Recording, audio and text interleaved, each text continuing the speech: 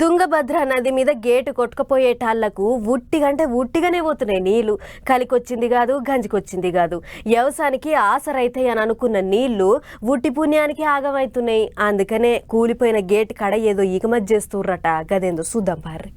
కర్ణాటకలో ఉన్న తుంగభద్ర నది మీద ఉన్న గేటు కొట్టకపోవుడుతోని నీళ్ల నాపేతందుకు తండ్లాడుతున్నారు సర్కారోళ్ళు. అక్కడికేంచి వచ్చేటి నీళ్ల తాకిడి చక్కగా వచ్చి ఏపీ తెలంగాణలకే తాకుతుంది కాబట్టి ఏపీ సర్కారోళ్ళు ఏపీకెంచి, తెలంగాణ సర్కారోళ్ళు తెలంగాణకెంచి ఇంజనీర్లను తుంగభద్రకు పంపించిరాట. ఇప్పటి మందం నీళ్లను ఆపేతందుకు తాత్కాలిక గేటును అడ్డం పెట్టేందుకు బాగానే తిప్పల వాడుతున్నారు అక్కడికి పోయినోళ్ళు.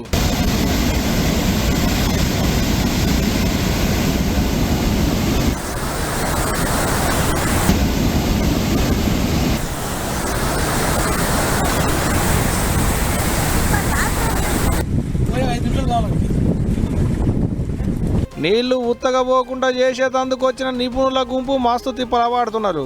2-3 వద్దులల్లా తాత్కాలిక గేటును అడ్డం వేస్తాం అన్నట్టే చెప్పుకొస్తున్నారు. ఇక గేటును అడ్డం పెట్టి నీళ్లు కిందికి రాకుండా చేసి కట్టడి చేస్తే పంటలకు నీళ్లు ఆసరైతాయి అంటున్నారు తుంగభద్ర నీళ్లను నమ్ముకొని వ్యవసాయం చేసేటి రైతన్నలు. ఇక ఇదిట్టుంటే ఇప్పటికే ఏం తక్కువ 10 టీఎంసీల నీళ్ల దానిక ఉత్తగానే కిందికి పోయినాయట. తాత్కాలికంగా గేటును అడ్డం వేయకుంటే అట్టనే ఇడిచి పెడితే 60 టీఎంసీల నీళ్ల కంటే మీదనే కిందికి పోతాయి అంటున్నారు నిపుణులు. మరి చూడాలే తాత్కాలిక గేటును అడ్డం వేసేటాళ్లకు ఎన్ని వదులు పడుతుంది ఏంది అనేటిదిగా.